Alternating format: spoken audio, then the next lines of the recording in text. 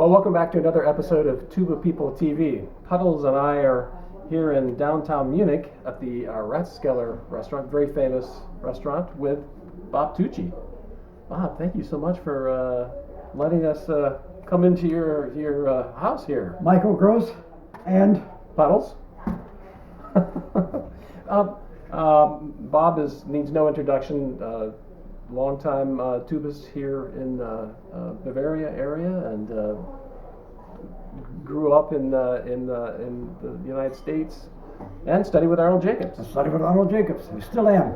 Exactly right. What led you to Mr. Jacobs?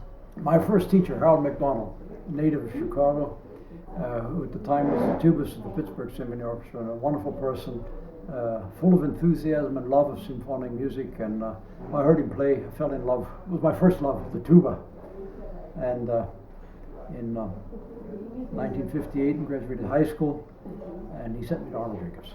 And Harold McDonald himself was a pretty well-known student of Mr. Jacobs, as I recall. At the time, Paul Walton was a highly respected student of Arnold Jacobs. I believe Abe Torczynski had also studied with Arnold Jacobs. Yeah. And Joe Novotny was a native of Chicago. Joe played finally at the Met for many, many years. And then there were young people coming in. I was one of the younger students at the time. What was your period of study with Jake? What years approximately? 1958 to 1960 as a full-time student at DePaul University. And following 2 years as a member of the Louisville Orchestra while studying at the University of Louisville School of Music, a wonderful institution, by the way. I think I managed to get back to Chicago that first year perhaps 6 or 8 times, and the second year perhaps 4 or 6 times. And thereafter I went to Vienna in 1962, but always managed to get back to Chicago and Mr. Jacobs. The first time was Christmas of 1964, and then prior to joining the opera in 1966, then in 1967, 68, 69, and then the memorable meeting in Vienna when the Chicago Symphony was there in 1971 for 2 weeks. Yeah, that's where they recorded Mahler 8, right? Mahler Symphony, yeah. Yeah. Do you remember your first? What did you get out of Jake's lessons? What was it? Well, Arnold Jacobs was always a very charming man, and he picked up and played for me, and it was so impressive, the resonance of his sound, the beauty of his musicianship, and you say in German, it's usually because the direction of his teaching, which was obviously oriented toward, he always said that people went to him to study the tuba or the trumpet or the trombone or voice, but he says, I teach music. And he in fact was always teaching music. He had to deal a lot with breathing, on which he was absolutely ruthless about breathing, clear articulation, tone production.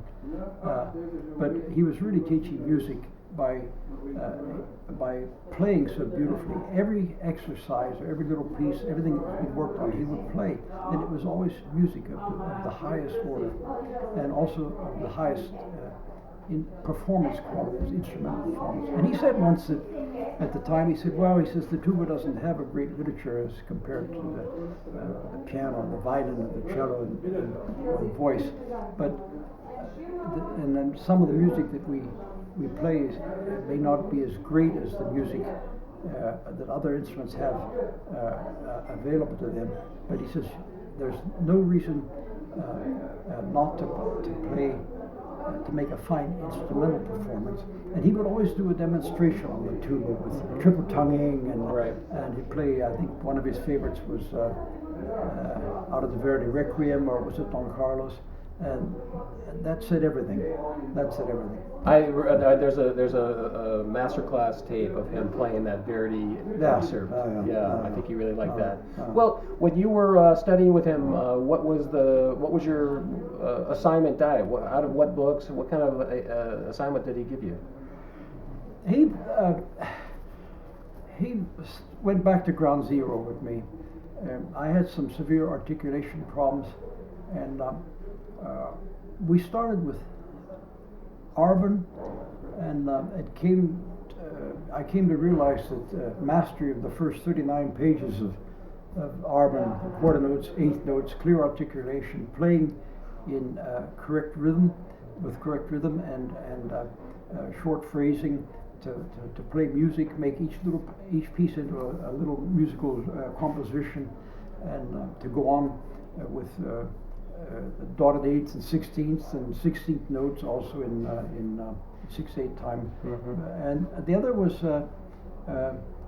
something which I use myself is you look at the 60 Kopprasch etudes, most of them are articulated studies, and what I did on the basis of what he taught me was to play each one slowly as a lyrical study. Mm-hmm. And then that if it didn't flow lyrically, that you couldn't play it articulated as written.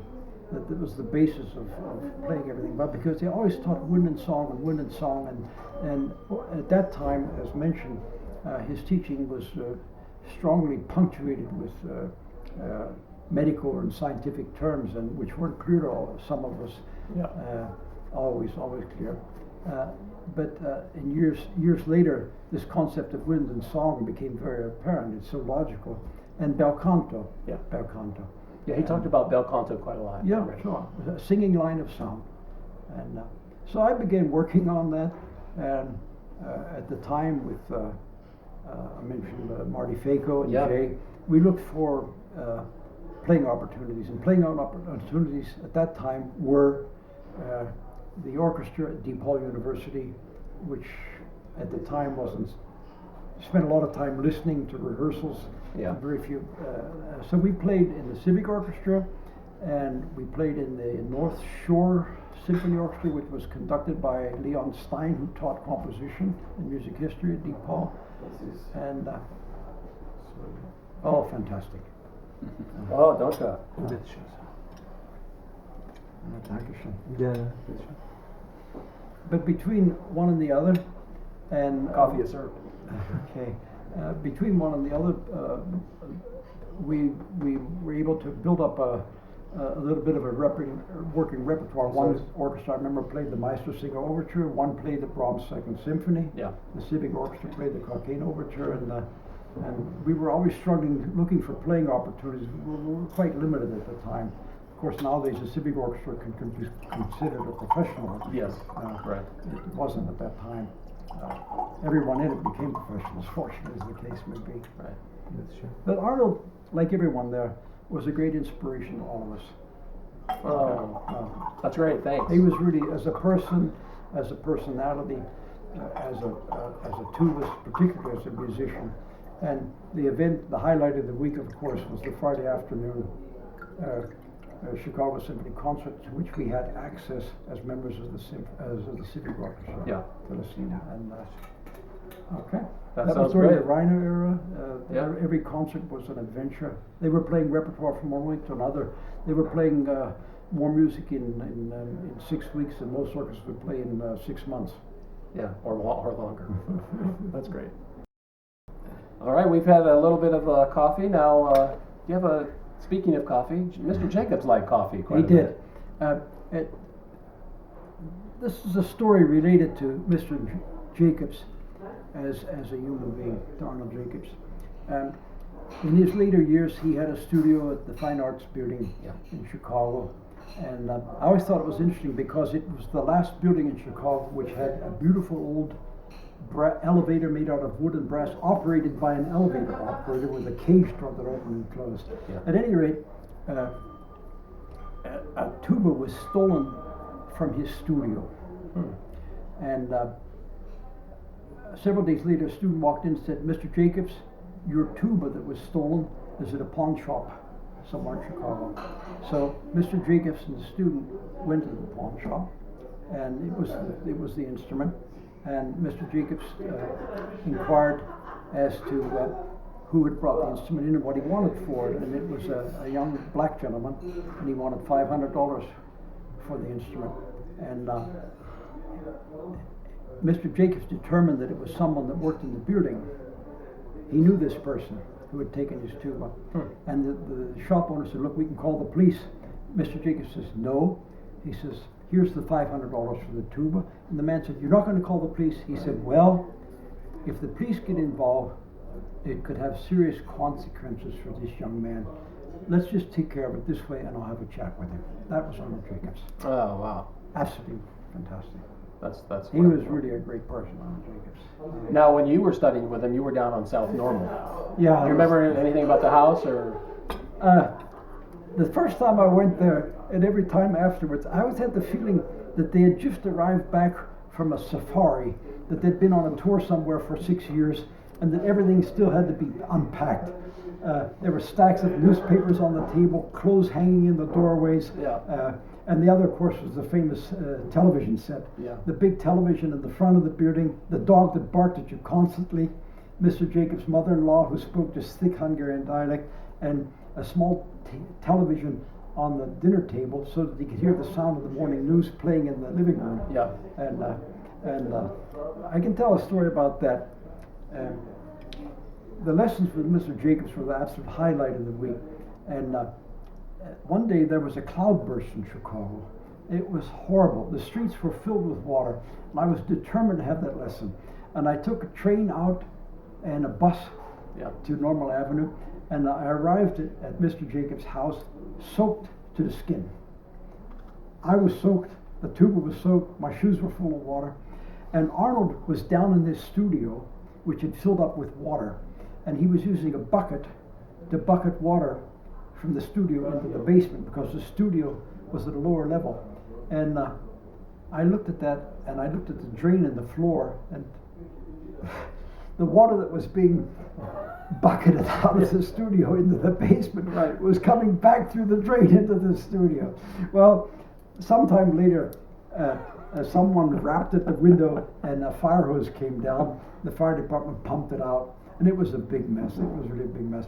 And Gisela outfitted me with a set of Arnold's clothing and put my clothes in a dryer. And here I was there in these clothes that were 3 times oversized. Yeah. And I had my tuba lesson, and I helped Mr. Jacobs with the studio. And but that was a memorable lesson. That's a great story. But the impression always was that they had just returned. Yeah. I can tell you another story about Mr. Jacobs. Somewhere at a Midwest bandmaster's clinic, he was awarded yet another doctor's degree from somebody. And there was a banquet in his honor at the Midwest. And we were all sitting there, and there were many, many people there. There must have been 100 people at the banquet. And his wife, Gisela, came back from the restroom. Oh, Arnold, I lost my handbag. Oh, I have a doctor's appointment tomorrow, and my cards are in there, and my telephone list and everything. And he said, oh, don't worry, Gisela. Whoever has it will throw it away, and you won't have to worry about any of those things. Well, a half an hour later, someone from the hotel walked in and said, are you Mrs. Jacobs? Yes. Here's your bag. It was in the ladies' room. And Arnold said, oh, yes. I met my wife on a ballet tour. I was playing the bass, and she was dancing the Bride of Dracula. I have a vivid memory of her because her teeth were painted black. One night she was a frail person. One night she carried 2 cases of beer up to my room, and I knew she was getting serious. The fact of the matter is that nothing ever upset Arnold Jacobs. And he once said that, he says, only if they said, if you were walking across the street and saw a car coming at you and knew that you couldn't get out of the way, he said, otherwise don't worry about anything. Yeah.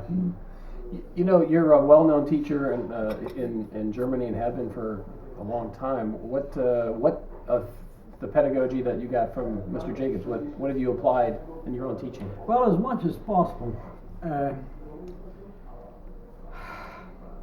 When I first came here, and in my teaching, particularly here in Bavaria and also the German school, and this was very obvious when I went to Vienna in 1962, is that they were very fine musicians, but not knowledgeable as brass players.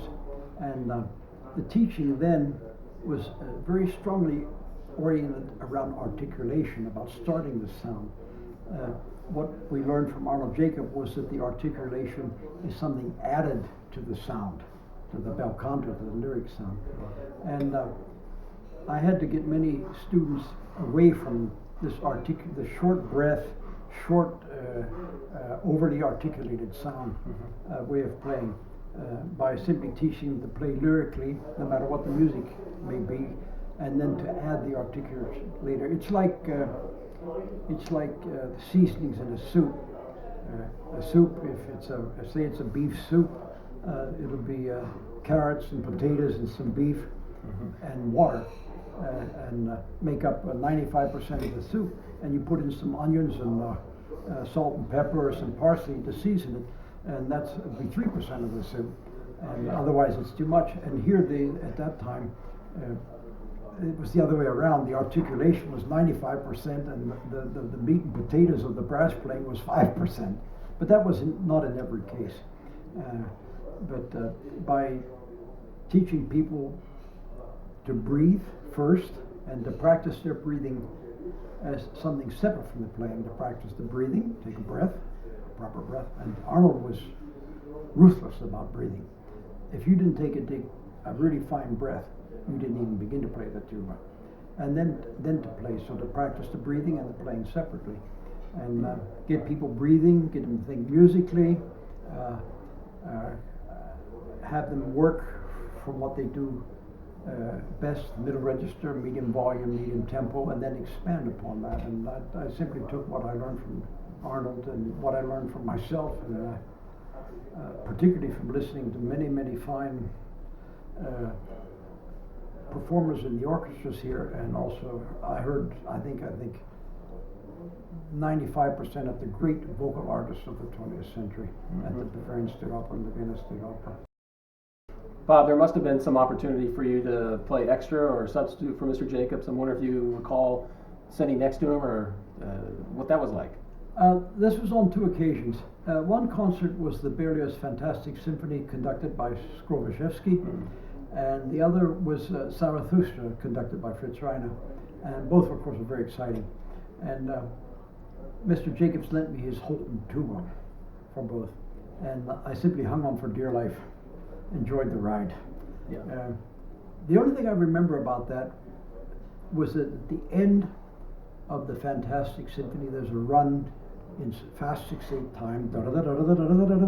He asked me, he says, just before, he says, play the first two measures as strong as you can, and I'll take care of the rest.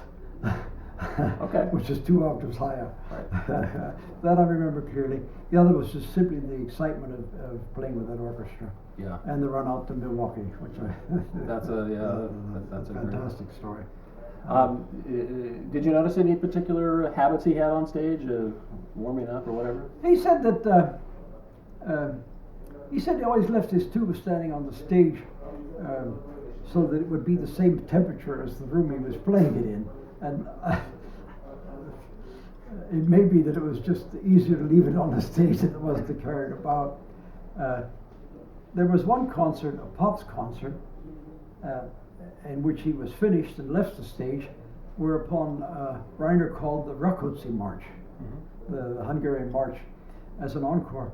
And he had already was in the process of changing his clothes, and someone called him. Oh my goodness. And he played the tuba part off stage. couldn't get on the stage fast enough. They played it off stage. During this period of time when you were studying with him, was he having you buzz the mouthpiece? Was he a proponent yes, of that? course. Yeah. I walked into Orchestra Hall for those rehearsals for one of the concerts, and he was an early riser, and I remember very clearly Bud Herseth standing in the back warming up, and it was just to hear him warm up was, and Arnold was using the men's room with his mouthpiece rim. Yeah. In the men's room. Was he standing up or sitting down? Well, we'll let that unanswered. Okay. And the last time I had the honor of spending an evening with Arnold Jacobs was in September of 1998, shortly before he passed away. Yeah. And Brian Fredrickson arranged for us to meet for dinner downtown, and he played a bit on his rim. And this was essentially 3 weeks before he passed away, and it sounded just as gorgeous and as resonant and as musical and as thrilling as it was 50 years earlier. Yeah. And there was a very lovely waitress there, and I remember he gave her a $35 tip. Wow. Yeah, That's great. I think the bill for all of us was whatever it was 120, and he just gave her $200, and that was it. You know, 100. He was always so generous. He was a generous person. He was really a generous person, and he had that common, I think, to Harvey Phillips, was also a very generous person with his personality, with his knowledge. He would do anything to a student, for anything to a student. He'd do anything to a student to make him play better, and he'd do anything for a student as required. Yeah. Do you have any good stories? There are many stories. One is of interest because it involves not only Arnold Jacobs but also his illustrious colleagues. When the orchestra traveled to Vienna in 1971 to record Sophie in Salzburg-Decke, at the same time there was a medical convention going on, and I had met with Arnold and others in the orchestra earlier in the summer, and they mentioned that the orchestra was to stay in Baden by Wien, which is south of Vienna, and they asked me to see if I could find hotel accommodations in the city. Well, I beat the streets in Vienna, and every hotel was booked out. Wow. That was impossible to find accommodations. Yet I remembered that some student friends of mine had lived in the attic of an old hotel right in the center of town called the Hotel König von Ungarn. So I went there, and the place at the time was operated by a rather elderly woman, and it was in a very poor state of disrepair. It was in a great state of disrepair and a poor state of repair. And she in fact had 4 rooms available. So I booked those rooms for her, one for Arnold and Gisela, one for Vince Cichowicz and his wife, one for Ed Kleinhammer, and one for Bud Herseth and his wife. And the hotel was closed thereafter and has since been totally renovated. It's a beautiful hotel. But at the time, these big old rooms with tall windows with dusty curtains, iron beds, and wash basins with wobbly hot and cold spigots. And Herseth's room had an inset framed picture behind the bed of Schubert composing, sitting under a tree at the Hinterbrunn, which is in the woods near Vienna. And on either side of the bed there were statues of angels playing the trumpet, and that was Herseth's room. and Arnold, of course, who was I think we'd call a California Jew. Yeah. Arnold was Jewish. His room had another niche in the wall behind the bed with a statue of the Madonna in it. And they loved that place, and it was the same for Vince Cichowicz, and they always talked about that. And they hit the ground running. They had flown all night from Chicago, and I thought they wanted. And I took them out, and they hit the ground running, burned a candle on both ends all day, and ended up in a wine cellar. And finally got them to bed. And there's another place there, which is quite famous now. It's called Fiegelmüller, and it's famous because they have this Wiener Schnitzel about the size of the morning newspaper. Yeah. And good wine. And I recommended that to Herseth. And I went by, and they said, "Oh no, Fiegelmüller's closed. He's on vacation." Right? The business place is closed. This was August. Well, a few days later, I had an appointment to take them somewhere, and they weren't there. So I waited and waited and waited, and finally around 4:30 in the afternoon, they all walked in, Herseth and Jake and one thing, they're all glowing, and Herseth said, "Well, guess what? Fiegelmüller got back from vacation." And then we had a great evening with Roland Berger and some other people from Vienna, the Heurigen, the wine locale out in Vienna. But that was a memorable experience. And any stories with you when you were? There's one story, the shoebrush story. Yeah. I believe it was the summer of 1959, I went to Chicago and to have a lesson, and a school friend of mine who played the tuba went with me. And I had, Mr. Jacobs had given me the accommodation to his locker in Orchestra Hall and allowed me to use his York tuba for the civic orchestra rehearsals. Wow. And this is the kind of man he was. Yeah. And this friend of mine, wanted to see Arnold Jacobs' famous York tuba. So I knew Manny, the doorman, the guy that collected stamps. And so we went downstairs, and I opened the locker, and there was the York tuba and some old shoes and boots and one thing and another, and among other things, some mouthpieces on a shelf there. And this friend of mine wanted to look at one or the other, and somehow the shoe brush disappeared. And later I was in Chicago, and Arnold said, for the life of me, I don't know what happened. And Jerry had overhauled my tuba in the summer, and it was just fine. But when I got back from vacation, we were out in Gunnison, or whatever it was, and I just couldn't get a decent sound out of the tuba. And we had some big programs. We had Bruckner 7th and this and that, you know. And finally, after about 2 months, I took the tuba back to Jerry and asked him to check it for me. And he did this and did that, and finally bumped it once, and we heard something, and turned the tuba, and a shoe brush came out. And I didn't tell him. I didn't tell him that I was the cause of the shoe brush. But then many years later, I said, Arnold, do you remember? He said, I know it all the time. That's a great one. But he wasn't angry with me. No. He was not angry with me. He was very. He was a fantastic person. Well, Bob, it's so generous of you to give your time. And what a wonderful lunch. And I have not only you, but my good friend Charles Meldrum and my very good friend Michael Stad here with us here at the Rathskeller. Make sure this is in focus again, would you?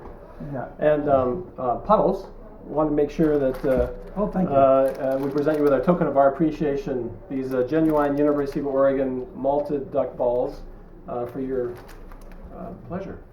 Well, thank you very much. Thank you. Thank you very much. I owe a wonderful career to parents who had faith in my desire to become a musician, and to wonderful, wonderful people like Arnold Jacobs. And he could make an orchestral musician out of a mechanic's apprentice. And I started as a mechanic's apprentice, became a professional tuba player, and I owe that all to Arnold Jacobs and the Chicago School of Brass Playing, and the School of Hard Knocks in Vienna. Sure. Thanks a lot, Bob. Thank you as well. So good to meet you today. And thank you for the cookies. So, yeah, you bet. We'll put it right there. There we go. Yeah. There we go. Okay. And your dear friend here.